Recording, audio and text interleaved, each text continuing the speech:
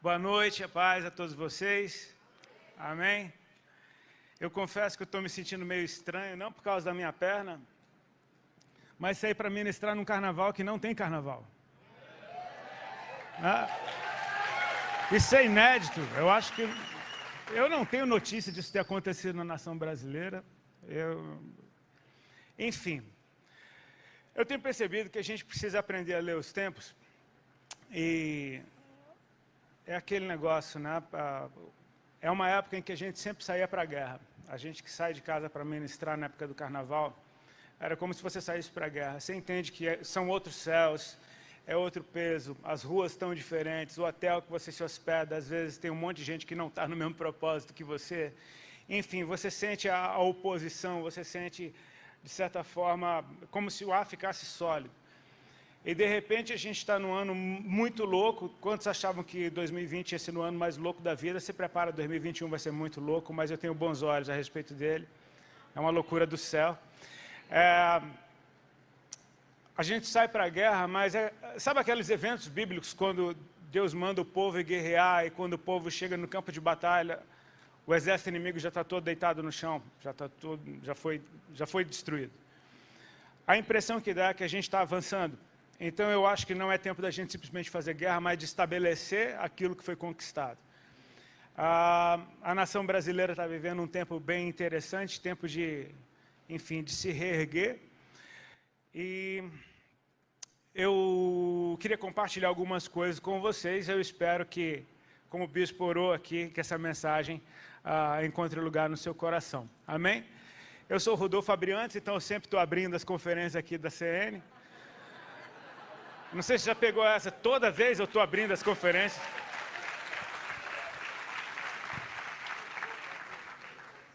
Eu confesso que eu acho melhor do que fechar.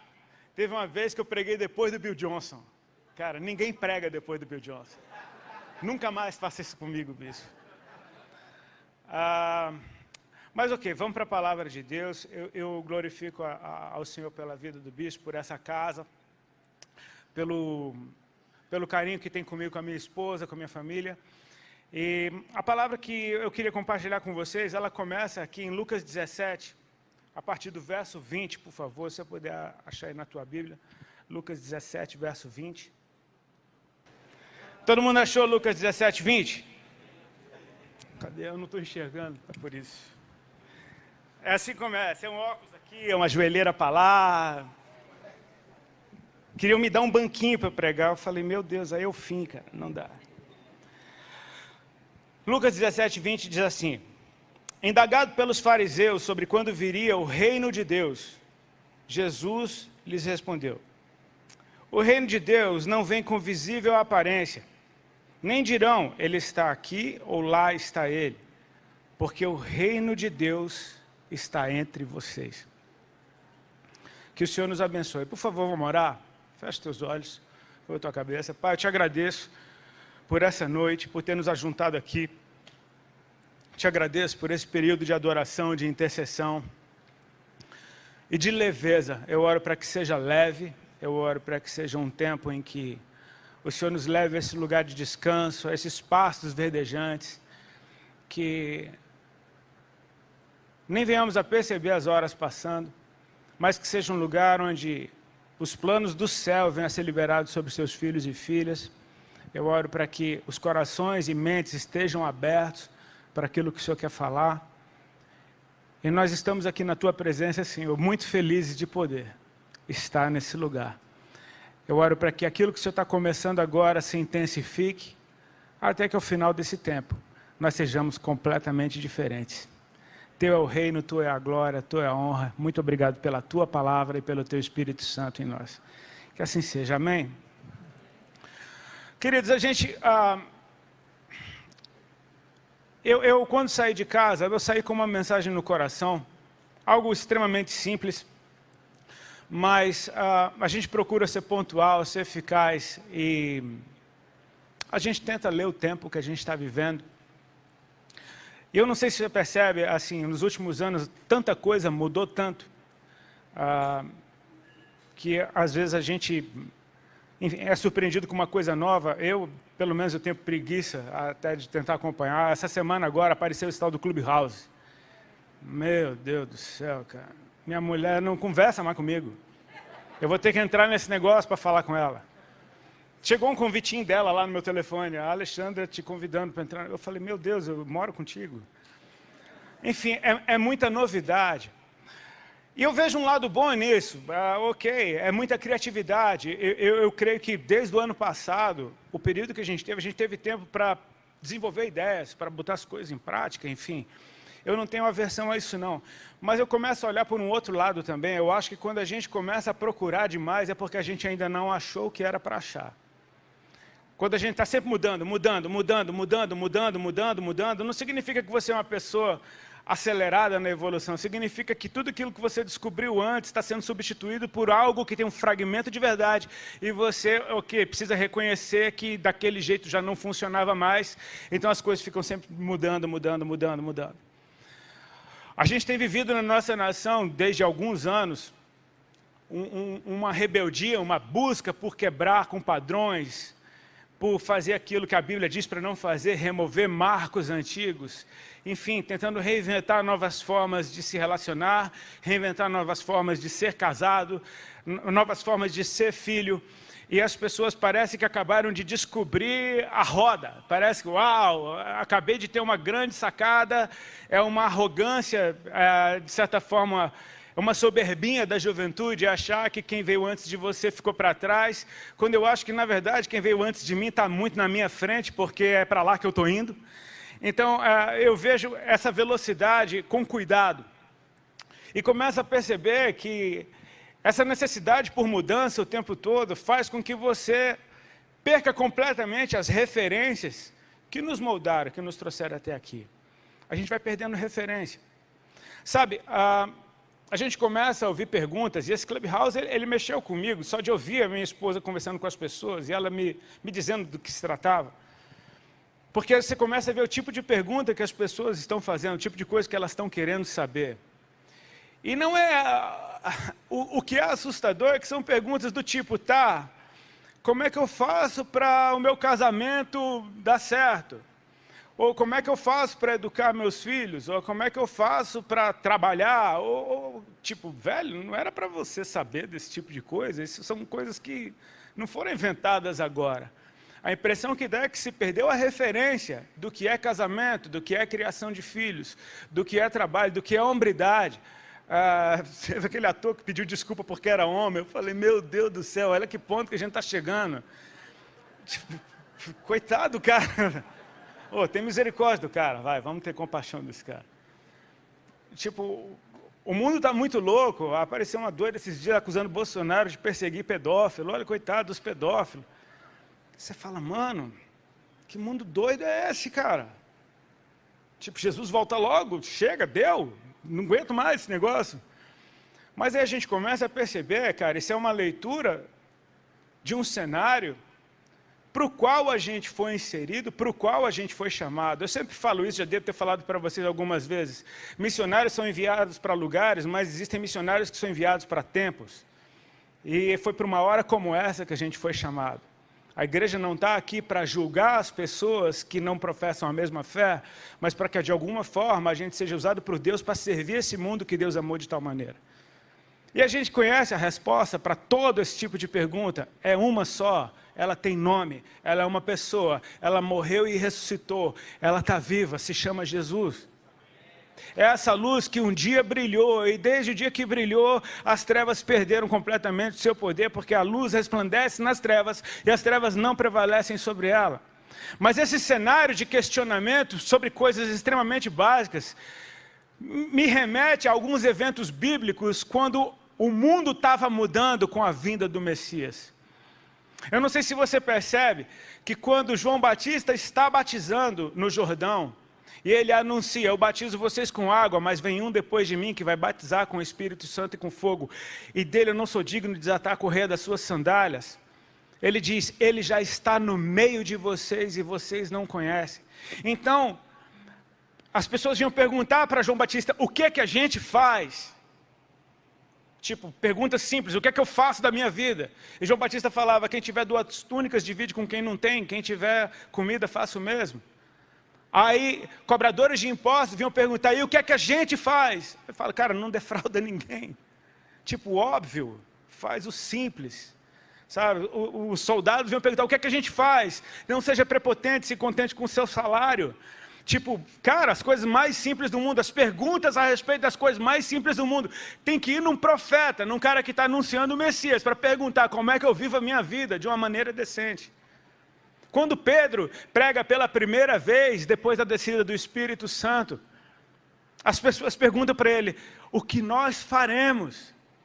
Quando a gente vê um cenário de tanta indagação a respeito de coisas simples, nós podemos, cara, perceber, é o momento da igreja servir o mundo com aquela notícia que não é um conselho, é a verdade, é a transmissão da verdade, é a luz resplandecendo dentro da sua vida. Sabe, o que o céu está fazendo é algo a respeito de uma demanda na terra, é como diz lá em Isaías 9, o povo que habitava na região das trevas viu uma grande luz. Ou seja, no momento em que parece que não tem mais para onde ir, Deus vem com uma resposta que talvez não seja necessária uma explicação. Quando a luz resplandece no cenário de trevas, a natureza é todo mundo correr para essa luz, mesmo sem saber o que ela seja. Nessa hora, você que já conhece a luz, tem o papel de transmitir isso. Sabe, quando a gente lê coisas do tipo que a gente leu aqui, quando Jesus dizendo, o reino de Deus, ele não vem com aparência visível, mas ele está dentro de vocês. A impressão que a gente tem é que às vezes Deus gosta de esconder as coisas. Mas aí eu já começo a olhar para um outro lado. Será que é Deus que esconde as coisas ou nós temos a tendência de sempre procurar no lugar errado? Talvez a gente esteja sempre olhando para o lugar errado. A gente talvez esteja sempre olhando para o lado de fora, sempre cobiçando aquilo que a gente não tem, entendendo que se eu tivesse, eu seria feliz.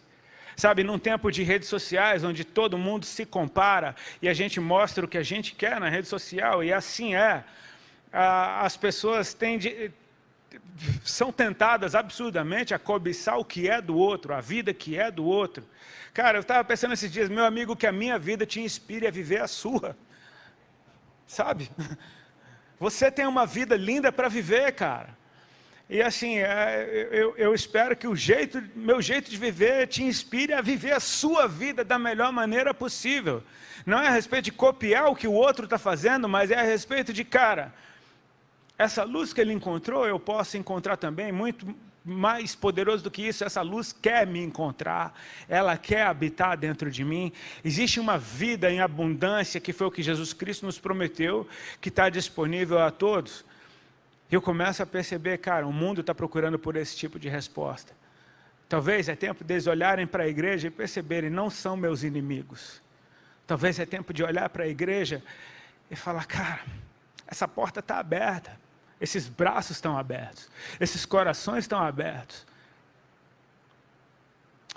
Eu começo então a me mover em direção a isso. O reino de Deus está dentro de mim, cara. Sabe, a gente veio de um ano em que a gente foi forçado a ficar dentro de casa, mas como um amigo meu diz que tudo fala, eu pego essa mensagem, cara, e eu vou pegar ela para a minha vida. Eu vou olhar para dentro da minha casa e tentar encontrar os tesouros que estão ali dentro. Sabe, porque talvez eu não precise de nada do que está do lado de fora. Tudo que eu preciso está aqui dentro. Está dentro de mim. A partir do momento que a luz entrou na minha vida, eu tenho o Rei do Universo vivendo dentro de mim. Ele é o dono de toda a ideia, ele é o dono de todo o plano, de todo o projeto. Sabe, o que a gente começa a perceber é que essas pessoas que talvez estejam com tantos questionamentos a respeito do que fazer com a sua vida, estejam simplesmente desgovernadas. E quando a gente fala de governo, num tempo como o nosso, vai dar briga, porque ninguém vai concordar um com o outro. As eleições, as últimas brasileiras, foram apertadas, nos Estados Unidos foram apertadas. Ou seja, o mundo está completamente dividido, existe um descontentamento com governos. E cara, nada melhor do que apresentar aquele governo que não tem fim. Eis com vocês o reino dos céus. Amém? Um reino de paz, de justiça e de alegria. Eu começo a perceber, cara, as pessoas todas querem Jesus, velho. Ano passado eu dei entrevista para um programa de TV, e o cara que me entrevistou, ele foi tão simpático que eu desconfio que aquele cara não era um pastor de jovens me entrevistando. Mas eu me lembro do meu filho chegar para mim e falar: pai, foi a primeira vez que eu vi uma entrevista da qual ninguém falou mal. E eu pensei, eu só falei de Jesus do começo até o fim da entrevista. Então eu começo a perceber, as pessoas querem Jesus. A gente só precisa aprender a apresentar Jesus para as pessoas. O Deus vivo, o verdadeiro, aquele que é simples, aquele que senta na mesa com a gente, aquele que tem prazer de estar com a gente. É essa busca. Só que onde é que está esse negócio? Em qual igreja? Em qual conferência? Cara, está dentro de você. Você não saiu da sua casa para ver alguma luz brilhar. Você saiu da sua casa trazendo a luz que está dentro de você para se juntar com a luz de mais alguém.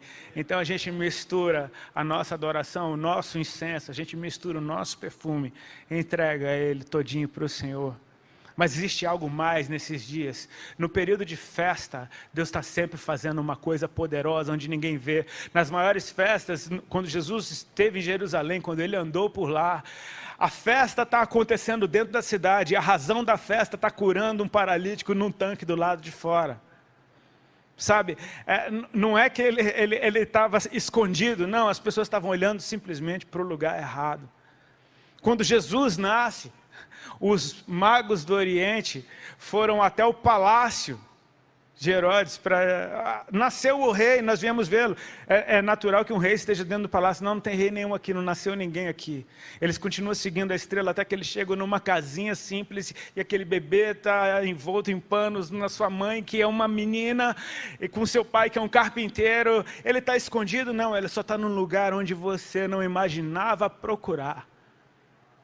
Sabe, quando Jesus ressuscita, Maria vai até o túmulo, e o túmulo está vazio, e o anjo pergunta para ela: por que você procura aquele que vive no meio dos mortos? Nós precisamos saber quem Ele é, o que é que Ele está fazendo agora.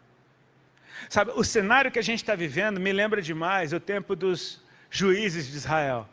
Sabe, aquela geração que viu o mover de Deus no deserto, e aquela geração morre, mas os filhos entram na terra prometida, e Deus continua se movendo sobre uma nova liderança, e eles estão conquistando a terra, e eles estão vivendo coisas poderosas, tipo vendo o céu parar no meio do dia por um dia inteiro. Eles estão vendo, cara, muralhas de uma cidade cair enquanto o povo grita do lado de fora. Eles estão vendo outro tipo de manifestação de Deus. Mas aí vem um tempo em que o povo está sentado na terra. Josué diz: eu e minha casa serviremos o Senhor. Tudo que Deus falou, Ele cumpriu. Agora cada um é meio que responsável pela sua vida com Deus, responsável por fazer esse fogo queimar dentro da sua casa, e todo mundo faz o compromisso: não, nós serviremos ao Senhor. Beleza, só que aí começa o tempo dos juízes, e começa aquele tempo em que a geração que conhecia Deus morreu, e se levantou uma geração que não conhecia o Senhor, e então cada um começou a fazer o que era reto aos seus próprios olhos. Isso se parece demais com o que a gente está vivendo. Cada um fazendo o que parece reto aos seus próprios olhos, todo mundo é dono da razão, e cada loucura maior do que a outra, e ninguém se entende, é muita confusão, até que o povo começava a perecer. Deus levantava um juiz. Esse governo dos juízes é muito interessante, porque não foram pessoas eleitas democraticamente, ou não eram pessoas que vinham de uma linhagem real, eram pessoas comuns que Deus levantava para liderar um povo que está quebrado. E sabe o que? Você tem que estar muito quebrado para você aceitar a liderança do primeiro cara que tem uma opinião diferente. O primeiro cara que, fala diferente, que está com um ânimo diferente, e que, esse cara tem cara de que vai me liderar para um lugar bom. Esse cara está possuído pelo Espírito Santo, e realmente isso acontecia. Vem o período dos juízes, só que é um ciclo. O povo tornava a fazer o que era mal aos olhos do Senhor, se quebrava todinho de novo. Deus levantava um outro juiz que julgava Israel de novo, e vem nesse ciclo. Até que a gente chega no momento da história em que Samuel é o juiz sobre Israel, e Samuel é um baita de um profeta do Senhor, mas seus filhos não andavam nos caminhos do Senhor. Então o povo começa a rejeitar não simplesmente a liderança de Samuel e seus filhos, mas começa a rejeitar a forma de governo. Então esse povo chega agora para Samuel e fala: nós queremos um rei como todas as nações têm. Ou seja, eles estão olhando para o lado de fora, esperando que do lado de fora haja um modelo, que do lado de fora haja uma solução, que do lado de fora eu encontre dignidade. Samuel vai até o Senhor e o Senhor diz, não foi a você que eles rejeitaram, mas foi a mim, foi a minha forma de governo. Mas eu vou escolher um rei. E para fazer de uma longa história curta, é bem interessante, porque o rei que Deus escolhe é da menor família, da menor tribo. É um cara que está perdido atrás de jumentas perdidas. E cara, se a gente for olhar para esse bagulho profeticamente, tipo assim, qual é o rei que Deus escolheu? É um cara que está procurando jumentos perdidos. Ai. Sabe, em paralelo ao segundo rei que veio depois dele, era um rei que foi encontrado quando pastoreava ovelhas. Então já é um cenário completamente diferente. Deus encontra então Saul. É engraçado porque quando Samuel fala para Saul o seu destino, o coração dele mudou naquela hora. E ele então teve um encontro com profetas, ele começou a profetizar, recebeu o Espírito Santo e foi transformado num novo homem. Mas no dia que ele foi ser reconhecido rei sobre todo Israel, ninguém encontrava Saul. Cadê o rei que Deus escolheu? Sabe? Cadê o rei que nos fará um povo como os outros povos? E de repente Deus fala para Samuel, ele está escondido no meio da bagagem. Cara, tesouros estão escondidos, amém? Dentro da nossa bagagem. A gente tem tesouros dentro da nossa casa que a gente não sabia que existia. Eu tenho boas referências da minha família que eu não sabia que existia. Tenho um marido bom para minha esposa dentro de mim que eu não sabia que existia. Eu preciso deixar a luz brilhar dentro da minha casa para que isso venha simplesmente à luz. O meu Senhor está nos chamando para a gente olhar para dentro.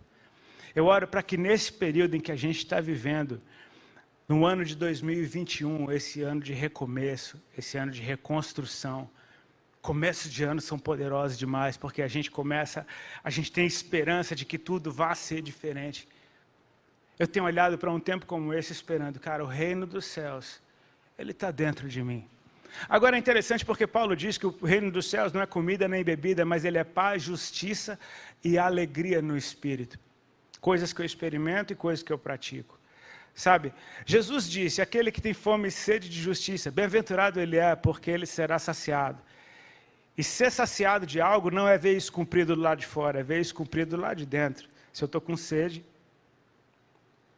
eu bebo água e sou saciado. Se eu tenho sede de justiça, então eu passo a praticar a justiça. E quando eu pratico a justiça, o fruto de justiça é paz e alegria na minha vida.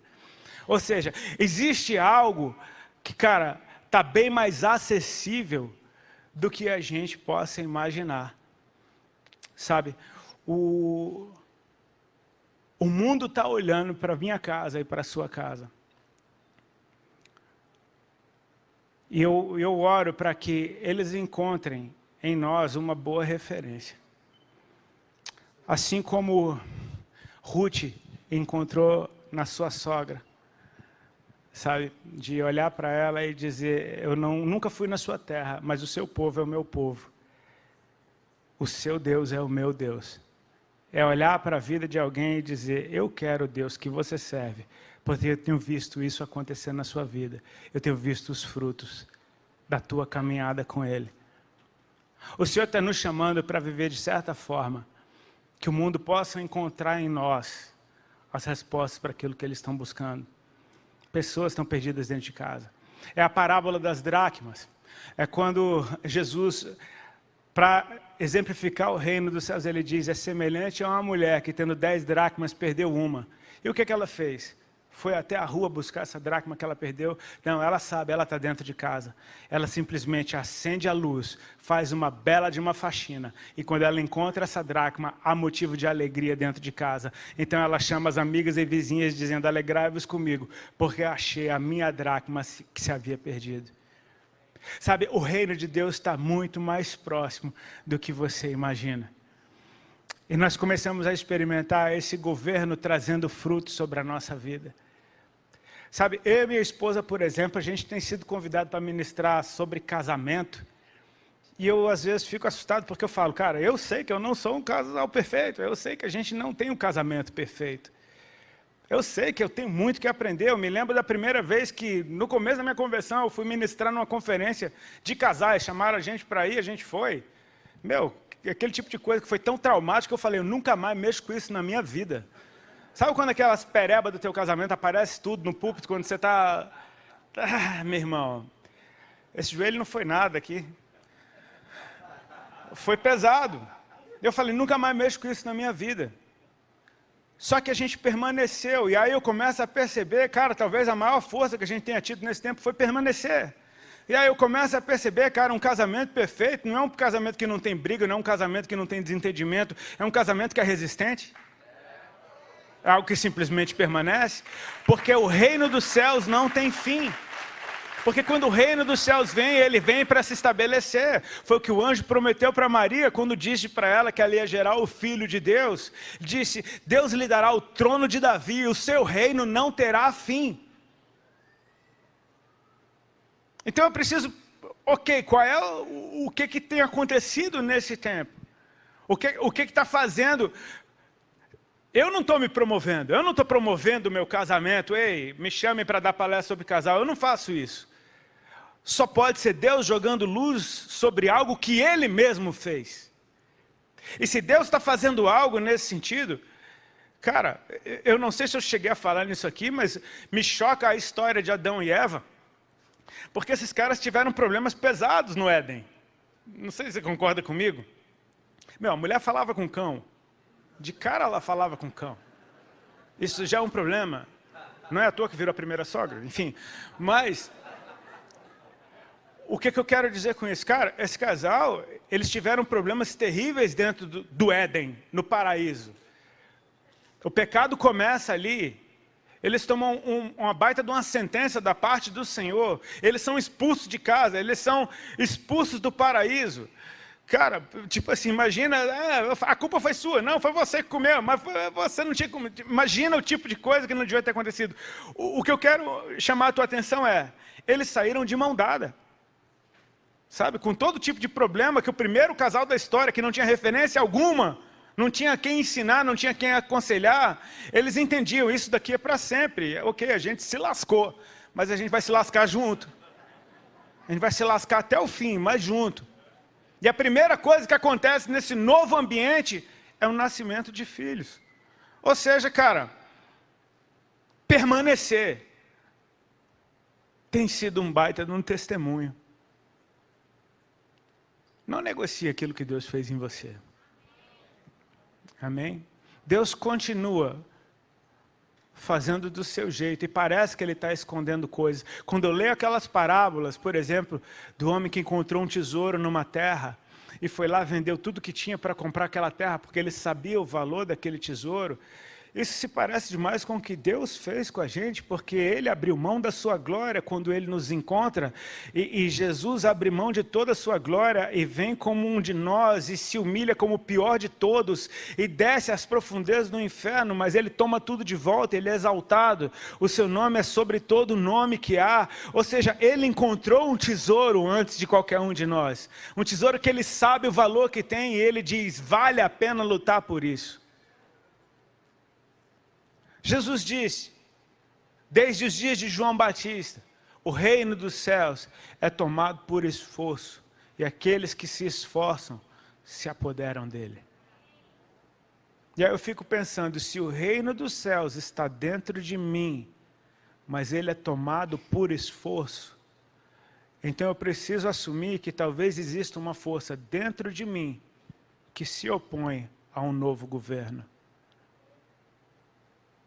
É por isso que Deus resiste aos soberbos, mas Ele dá graça aos humildes.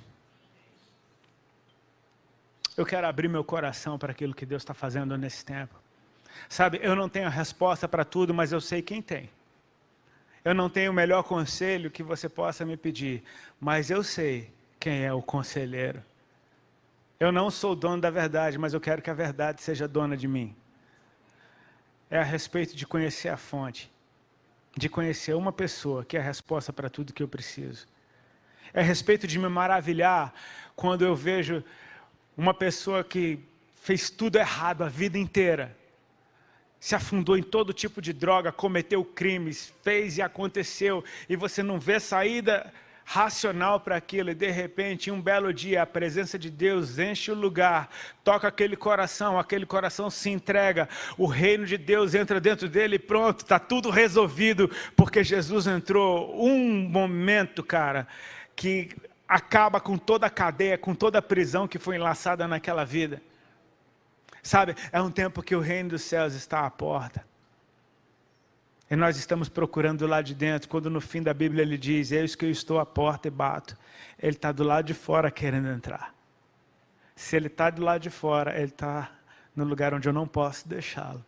Eu preciso abrir a porta da minha vida para deixar esse Deus entrar dentro de mim. O reino dos céus, o governo que não tem fim. O governo que é paz, justiça e alegria no Espírito.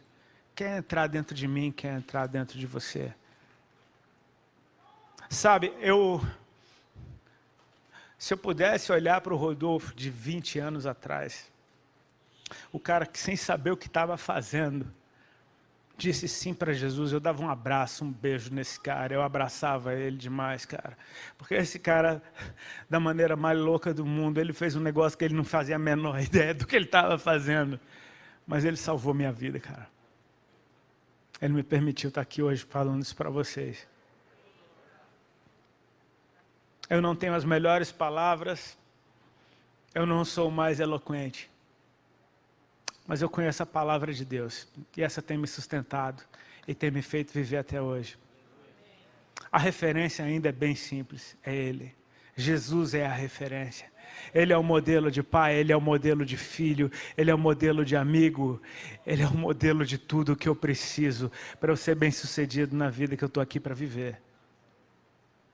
E o Espírito do Senhor, uma vez que Ele esteja sobre mim, Ele é o Espírito de conhecimento, é o Espírito de fortaleza, de entendimento, de sabedoria, de temor do Senhor. Ele pode fluir e Ele vai fluir. Talvez tenha gente com abstinência do carnaval e entrou na igreja hoje falando, meu Deus, não tem bloco popular. Pelo menos tem uma aglomeração ali. Eu vou. Eu não sei, as portas estão abertas para todo tipo de gente entrar, e assim é o reino dos céus. Assim é a casa de Deus, é um lugar de portas abertas. Quem quiser venha, quem tiver sede venha, beba de graça da água da vida, é isso que ele diz. O Espírito e a noiva dizem vem. E eu creio que essa é uma estação propícia para o evangelismo. Mas um evangelismo muito... Deixa eu tentar explicar de tal forma. Nós fomos educados teologicamente, e eu falo isso com muita honra para aqueles que nos evangelizaram. A maioria americanos e europeus. Cara, gente que chegou aqui, que abriu mão da glória do primeiro mundo e veio para a nossa nação pregar o evangelho, para esse povo sem saber o que ia acontecer. Talvez a gente fosse um monte de cara arredio, talvez a gente fosse pior que o povo do Oriente Médio, matasse cristão. Enfim, nesse sentido, pior nesse sentido, eu digo, de arredio, de resistente, de não querer. E eles vieram, e cara, nós estamos aqui hoje falando do reino dos céus, tem uma igreja em cada esquina. Eu sou muito grato a esse povo que veio aqui, mas as culturas são muito diferentes. E sabe, eu como evangelista, muitas vezes eu me vi evangelizando num padrão que não é a minha cultura. De você chegar num lugar, então, boa noite, eu tenho um produto aqui para vocês, e o nome dele é Jesus, e ele é muito bom, ele vai mudar a sua vida, então, quem vai querer Jesus? E quantas mãos vão levantar? Então eu vou contabilizar quantos assinaram o contrato, e eu vou sair com enfim, fechei negócio. Uma coisa sem relacionamento, você chega, faz algo, pronto, fechou o negócio e simplesmente volta. Não estou falando nu e cruamente, não estou falando com maldade, me perdoem se eu não estiver sendo claro. Mas a nossa cultura, ela é muito mais relacional, nós somos um povo que abraça, velho, nós somos pegajosos. Sabe, a gente gosta de ir na casa dos outros. Né? Vira para o irmão que está do seu lado e falou, compra uma camisa do cara aí para mim. Sabe, tipo assim, A gente é folgado, cara. Mas a gente é assim, bro. A gente é assim. Sabe o que eu acho lindo? Nessas diferenças culturais, e não dizendo que tem uma melhor ou outra pior, porque eu amo esse bagulho de distanciamento social, me perdoe, eu amo isolamento social. Eu não estou aguentando esse isolamento social de 2 metros só, eu estou com saudade daquele de 10, de 20. Sou eu, tá? Mas a gente relacional, a nossa parada é muito mais, deixa eu ver a tua vida primeiro.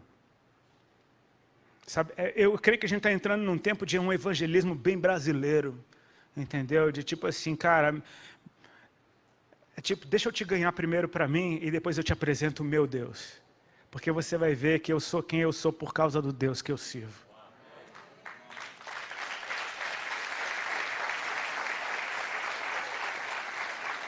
Deixa eu ser livre para usar a mesma linguagem que eu estou usando no púlpito, quando a gente estiver andando na rua.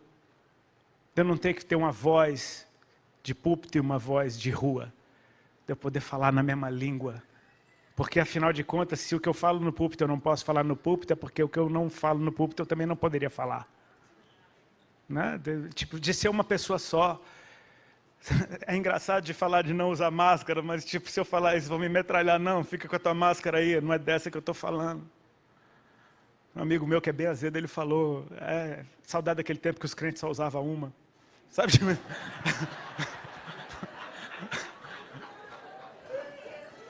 Oh, meu Deus.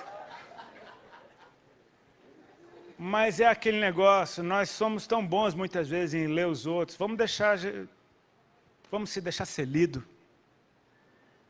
Vamos abrir a porta do nosso coração. Porque tem um reino aqui dentro que funciona, cara. Eu não sei como te vender esse produto se não for com a minha vida. Ei, cara, funcionou em mim. Essa alegria que eu estou falando, eu experimentei. Essa paz que eu estou falando, eu experimentei. Essa liberdade que eu estou falando, eu experimentei. Tudo que eu estou falando para vocês, eu experimentei, porque eu não sou doido de vir aqui falar um treco que seja, enfim, contar para vocês sobre uma figura que eu não estou vendo claramente. E Deus é muito maior do que eu possa anunciar. Eu sei que Ele cura porque Ele me curou. Eu sei que Ele liberta porque Ele me libertou. Eu sei que Ele transforma corações porque Ele transformou o meu. Eu sei que Ele faz daqueles que pulam de paixão em paixão para pessoas que entram num relacionamento sério de amor para o resto da vida. E Deus transforma. Sabe como é que você faz para discernir o que é paixão e o que é amor? Sabe aquela paixão que um dia foi boa e hoje você já nem lembra mais que existe? Foi paixão. Sabe aquela paixão que só fica melhor com o tempo? Isso daí é amor.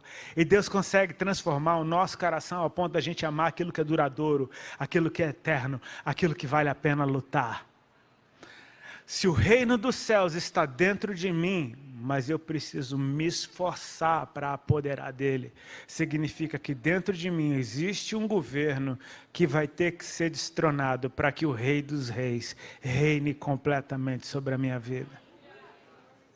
É a respeito de rendição. É a respeito de eu confio. É engraçado quando a gente se entrega na mão de um médico para ele fazer uma cirurgia. Cara, aquele cara tem um bisturi, ele vai te abrir, velho. Tu vai sangrar. E se não tivesse anestesia, eu acho que tu morria era de dor. Mas sabe o que? Você confia que aquele corte é para te consertar.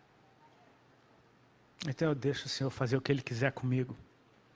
Tira o que precisar de dentro de mim. Se tiver qualquer coisa sentado no teu trono, Senhor, isso é ilegal e eu oro para que seja removido. Mas a gente tem uma oportunidade, eu não queria perder a oportunidade de inaugurar essas 120 horas, de poder estar aqui na minha primeira ministração de carnaval, sem ver o céu abrir, sem ver festa de anjos. Se coloca de pé, por favor, quero orar com você.